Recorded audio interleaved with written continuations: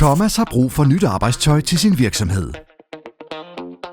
Derfor vælger han Shep. I fællesskab vælger de et sortiment, som passer til netop Thomas' virksomhed. Inden første bestilling kommer Shep forbi i deres mobile showroom og tager mål af alle. På den måde er Thomas sikker på, at arbejdstøjet passer alle. Efter bestillingen er lavet, ryger det forbi Sheps eget tryk- eller broderiafdeling, hvor virksomhedens logo bliver trykt eller broderet. Shep pakker altid bestillingerne til den enkelte medarbejder, så det er nemt for alle at finde tøjet.